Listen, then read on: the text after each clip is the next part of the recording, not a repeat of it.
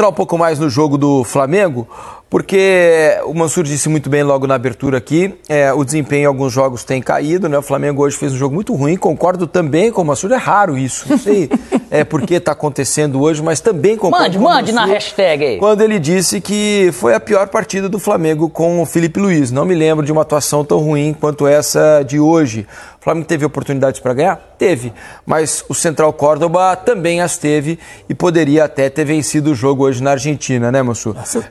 Houve algumas mudanças no time, mas nada que justificasse a atuação de hoje, né, Mansur? O Flamengo entra praticamente com o que tem de melhor. O Flamengo não teve o Cebolinha, teve o Bruno Henrique. Léo Ortiz.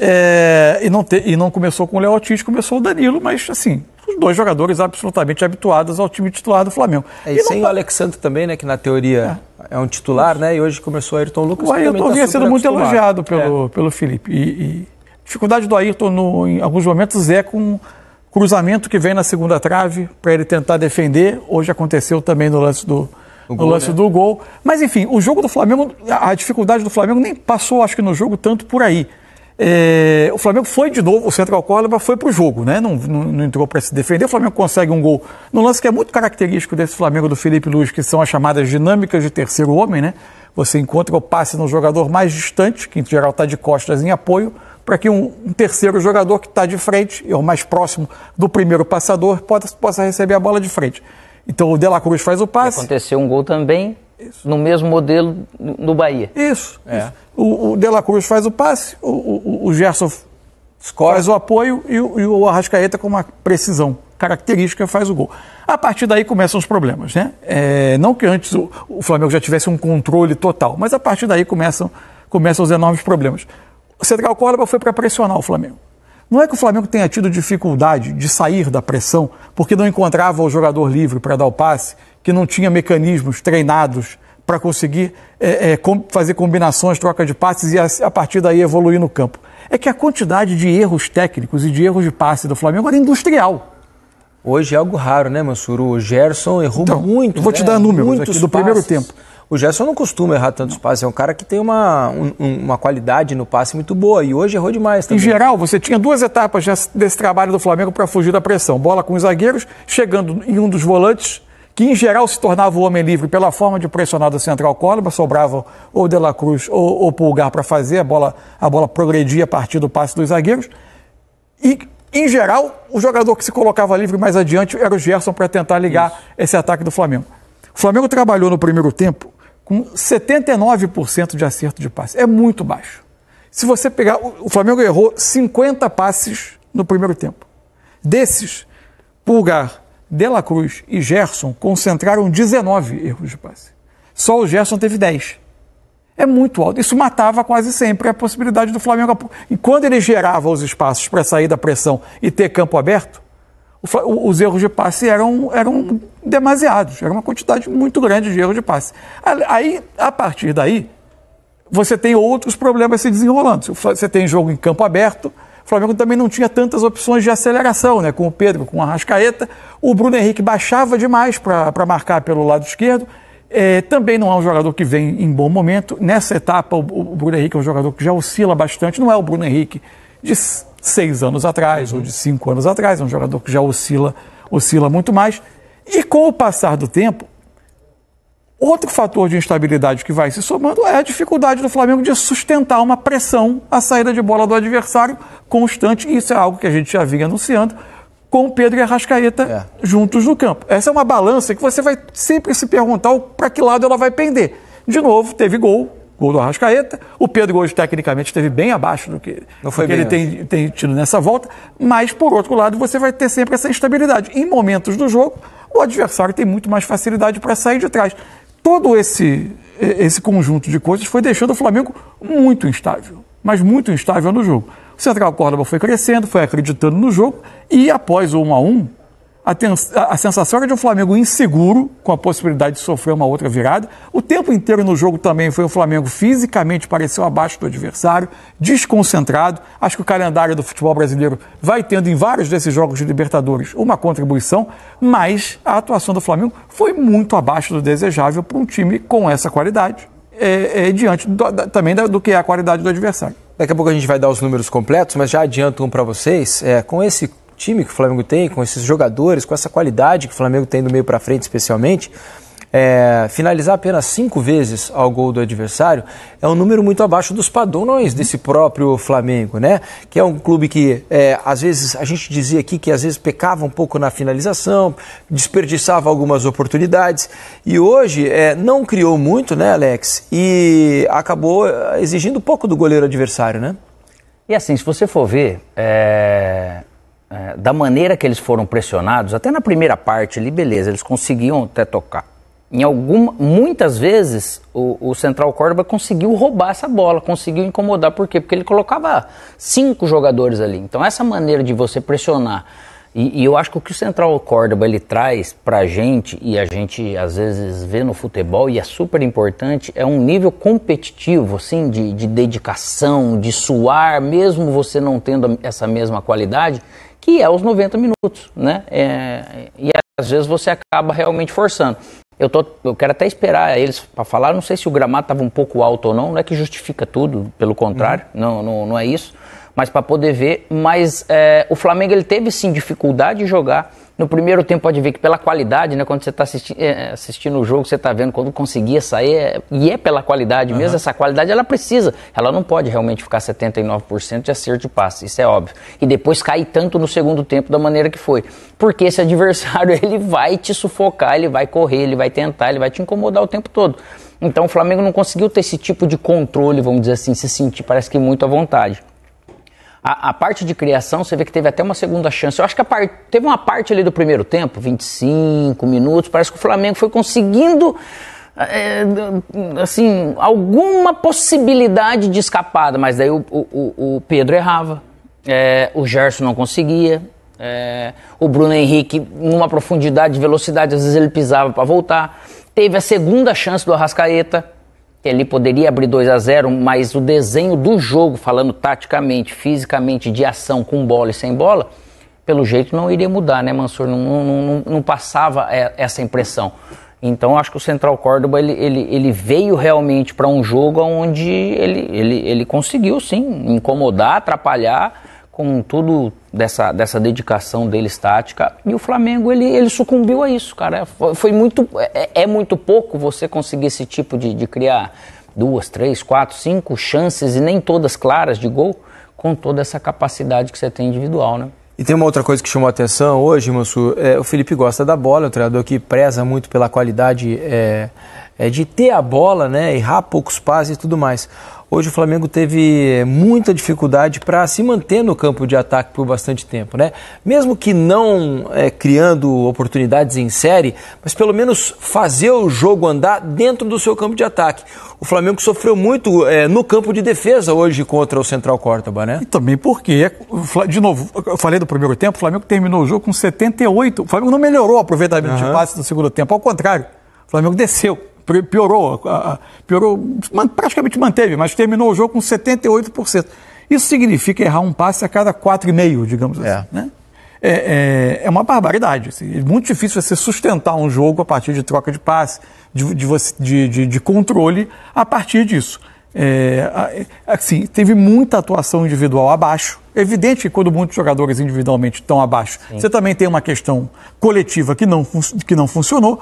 O Flamengo teve muita dificuldade para se estabelecer no campo de ataque, mas é muito difícil você dissociar isso de questões. Hoje, olhando o jogo de questões individuais, de atuações tecnicamente abaixo, de questões de concentração. Não parecia um time que estava jogando a decisão que o jogo era para o Flamengo. Enfim, é um momento um tanto delicado assim, de rendimento. Acho menos mal decidir nesses 2 jogos em casa, mas, poxa, você fica com a corda no pescoço ali, é um risco muito alto, né, cara, para esse nível de time, assim, ter que carregar esse peso até terminar essa primeira fase é algo que não estava nos planos, né?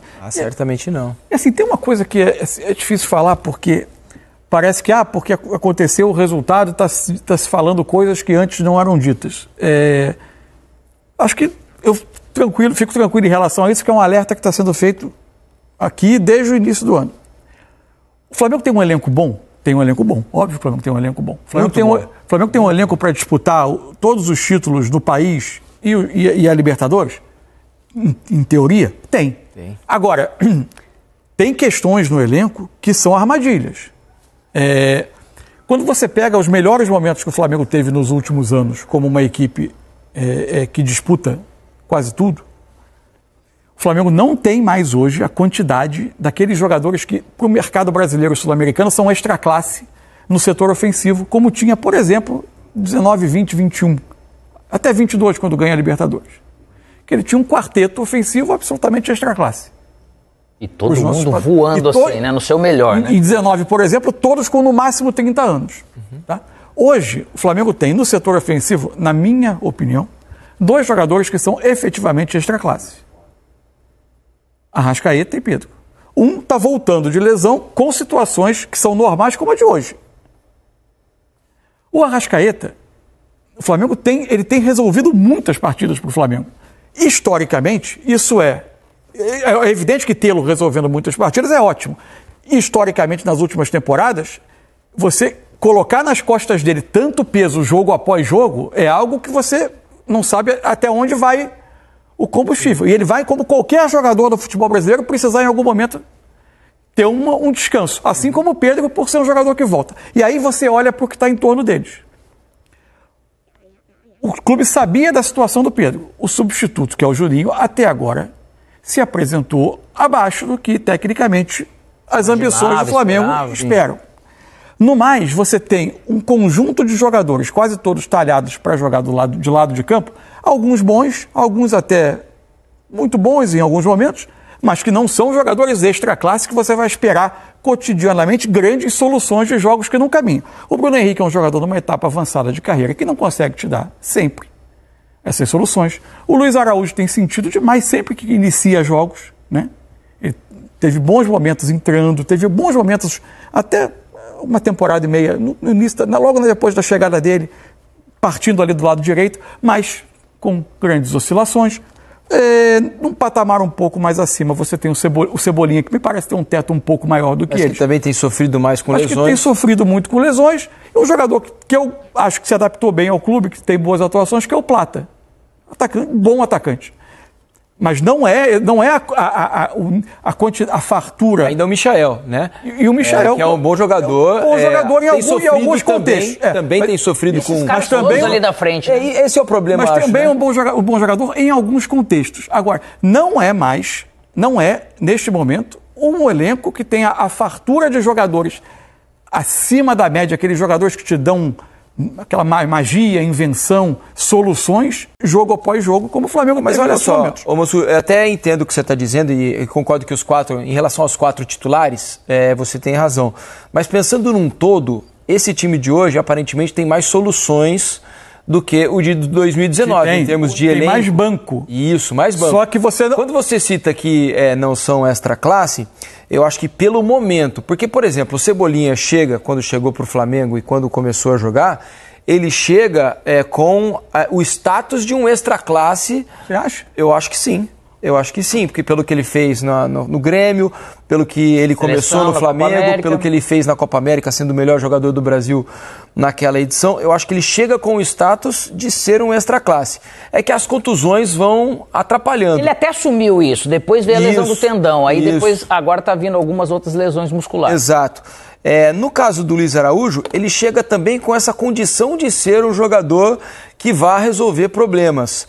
Começa e tem algumas atuações e aí oscila também com lesões. Eu acho que para a gente ter uma certeza do que você está falando, a gente precisava ver, pelo menos numa quantidade maior de jogos, numa sequência maior, esses jogadores numa plenitude... Todos saudáveis. Exato. Porque o que eu acho que tem acontecido é que ninguém está conseguindo jogar com gás todo, né, na plenitude da saúde. Todos estão enfrentando os problemas físicos, vejam. Plata não consegue jogar. Michael... Se for ver, ele jogou bastante, mas chega num ponto que acaba lesionando. Mas ele está sempre fora por causa de lesão. Michael é a mesma coisa. Bruno Henrique é o que mais joga ainda. É o que menos tem sofrido com problemas médicos. O Cebolinha vive no DM. Cebolinha e o Luiz Araújo. Quando Luiz Araújo tá embalando, também com problemas. Então eu acho que tem uma questão também física e menos de qualidade. Pelo menos a impressão que eu tenho. Acho que há opções, há soluções, mas infelizmente para o Flamengo todos estão meio baleados nesses últimos tempos. Tem questões importantes de montagem de elenco. O Luiz Araújo está saudável, em tese saudável. Ele retornou em janeiro. A gente já está no 5º mês do ano. Mas depois teve mais uma ausência, né? Também teve uma ausência mais recente que ficou alguns jogos sem participar, né? Ele teve Desde que ele entrou dia 30 de janeiro, o Flamengo e Sampaio Correia... alguma coisa, até porque é da característica dele, velocista e tal, né? Exige muito da parte muscular. Enfim, acho que tem uma questão... Além de... Primeiro, continuo convicto de que, assim, o Flamengo tem uma coleção de bons atacantes, só que, para mim, não são jogadores com o teto que o Flamengo teve em outros momentos. E a avaliação do Flamengo continua sendo feita com base... Eu não estou dizendo que o Flamengo não vai disputar os títulos. Acho que o Flamengo tem elenco à disposição para disputar os títulos. Acho só que tem armadilhas no elenco. O Flamengo não tem alternativa nesse momento que tenha se estabelecido no elenco ao Pedro. O Flamengo tem atacantes que são julgados como se eles oferecessem o teto que o Flamengo já teve em outras temporadas. E o teto deles, embora bom para o futebol brasileiro e para o sul-americano, é inferior ao que o Flamengo teve em outros momentos e às vezes se espera soluções que não vêm. Acho que a questão das lesões é um ponto a considerar. E outra, é uma quantidade muito grande de jogadores que só se sentem à vontade numa faixa de campo e falta jogador que se sinta mais próximo do gol. E, aliás, uma grande quantidade destes jogadores não tem, no histórico de carreira, e isso é um fator importante, um índice goleador à altura do que o Flamengo do que se espera para uma temporada de um time como o Flamengo. Não são jogadores com um histórico de ano após ano entregarem um número de gols elevado. Isso fica muito concentrado em poucos jogadores. Isso é um fato. Isso é verdade. Isso não tem como contestar. Em quantidade acaba vindo. Até desses todos aí, quem mais tem gol é o Bruno Henrique ainda, né? E o próprio Cebolinha. O Bruno Henrique, que é o jogador que teve ao longo da carreira uma quantidade de temporadas com um número alto de gols. Infelizmente, isso é absolutamente normal, natural. Ele está numa etapa da carreira mais avançada que ele tem, especialmente para 90 minutos de futebol em jogos ultracompetitivos, ele tem apresentado um pouco mais de dificuldade. É normal. O rendimento e o aproveitamento dele vai caindo. Vamos falar um pouquinho também, só para a gente fechar essa primeira parte de Flamengo, sobre a situação. Aqui atrás da gente está a classificação, só para você aí de casa entender qual é a situação para as duas últimas rodadas. Lembrando que o Flamengo joga contra a LDU e Táchira no Maracanã. Se o Flamengo vencer os seus 2 jogos, ele vai a 11 pontos. Isso. Né? Então ele vai depender ainda de Central Córdoba e LDU, que pode chegar a 11 mesmo perdendo para o Flamengo. Então pode chegar a última rodada, lá no final das 6 partidas, empatado com o Flamengo em pontos. E a decisão pode ser no saldo. Nesse momento, exato, é o que eu ia dizer. Nesse momento, LDU e Flamengo, há uma vantagem da LDU de 2 gols. Se o Córdoba vencer o seu jogo, por exemplo, contra o Táchira, né? É a próxima rodada. O Central venceu o seu jogo contra o Táchira, ele vai também a 11 pontos, né? E aí, um dos 3, na verdade, né? LDU, Córdoba, 2, né? O Flamengo não pode. Mas LDU e Córdoba, que vão se enfrentar, pode vir a chegar a 14. O que acontece? O Flamengo vai jogar com a LDU. O Flamengo precisa ganhar os 2 jogos e, para garantir, ter um pouquinho mais de saldo. Isso. O Flamengo vai jogar com a LDU. Se o Flamengo vencer a LDU, e todo mundo imagina que ele vai vencer o Táchira. Todo mundo imagina que o Córdoba vai vencer o Táchira na próxima rodada, embora o jogo seja na Venezuela. Chega na última rodada, Flamengo com 8, LDU com 8, Córdoba com 11. O Flamengo vai jogar com o Táchira para tentar ir a 11. Ele estará classificado diretamente se a LDU não vencer o Córdoba.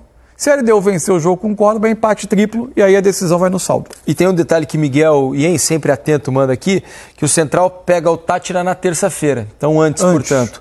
Então, o Flamengo vai saber o placar necessário para depender só de uma vitória simples na última rodada. Então ele vai jogar na próxima rodada, sabendo qual é o placar que ele precisa para, na última rodada, também vencer por apenas 1-0 e assim se classificar à próxima fase. Se você for olhar... Vejam que, pensando no grupo lá atrás, o que a gente imaginou... É muita matemática, né? É muita matemática para um grupo que, na teoria, era extremamente acessível para o Flamengo. Eu me lembro de ter dito aqui, quando houve o sorteio, que eu não imaginava o Flamengo fazendo menos do que 13 pontos. por exemplo, nesse grupo. É jogo que o Flamengo fez com a LDU lá em Quito, cara. Né? Que você espera realmente esse nível de grandeza, assim, né? de atuação, nesse nível de dificuldade, você encontrar tipo de solução. E o Central Córdoba, nos dois confrontos, você fica devendo praticamente para isso. E o Táchira é aquele negócio. Lógico que os dois jogos em casa agora, numa tendência natural, é vencer. Mas nós estamos falando na situação que está agora, realmente, que bom que joga em casa. Mas, ao mesmo tempo, vai ter que lidar com esse momento, que são jogadores, treinador, todo mundo ali, acho que sabe lidar muito bem com isso. Mas construir uma situação desconfortável. Outra coisa, você vai se aproximando... Se você pensar no que o Campeonato Brasileiro, que o Flamengo diz, informa como prioridade, e está parecendo bem, o Flamengo tem entrado com força máxima em todos os jogos. Não dá para deixar muito ponto atrás quando você está em tese de uma corrida com o Palmeiras, né? O Flamengo vai jogar com o Bahia agora no fim de semana, porque a necessidade de ganhar esses jogos transformou em decisão essas partidas, né? Então o Flamengo vai jogar com o Bahia no Maracanã, aí enfrenta a LDU. Depois da LDU tem clássico com o Botafogo. Menos mal que é tudo aqui no Rio. 3 dias antes de enfrentar o Táchira, tem Flamengo e Palmeiras. É pra testar realmente o elenco, né? Mas aí que tá... No meio disso tem o jogo da volta com o Botafogo da Paraíba, que vai ser provavelmente onde o Flamengo vai dar uma... a logística é tudo aqui no Rio. Mas ajuda. É tudo jogo difícil. Isso. Sem dúvida. Deixa eu só dar uma passada na hashtag aqui, porque são muitas as Palmeiras mensagens. É em São Paulo. É o Palmeiras e São Paulo, mas depois desses 3 jogos, né? É isso. O Cláudio Antunes diz que esse grupo do Flamengo pode chegar na última rodada com 3 times com 11 pontos, foi o que a gente disse aqui. A Rita de Cássia diz que ficou muito triste com a atuação do Flamengo, parecia que não tinham entendido a importância da vitória com mais gols, né, que poderia deixar o time na segunda posição, inexplicável, diz ela. O Gabriel Vilarim diz que o Filipe Luís faz controle de minutagem e os caras entram mortos em campo, vai entender, ele diz aqui. E o Márcio diz, parabéns ao Mansur, que fez uma análise honesta desse elenco do Flamengo e não as análises superestimadas da imprensa imparcial, entre aspas, ele diz aqui. Tá me chamando de parcial, é isso? Elenco fraco ou normal e não a 8ª maravilha, como se o elenco do Flamengo é fraco ou normal, um elenco normal para o futebol brasileiro, olha, ninguém entende nada aqui de bola, né? Então tá bom, daqui a pouco leio outras mensagens de vocês aqui na hashtag troca de passe, certo? Daqui a pouco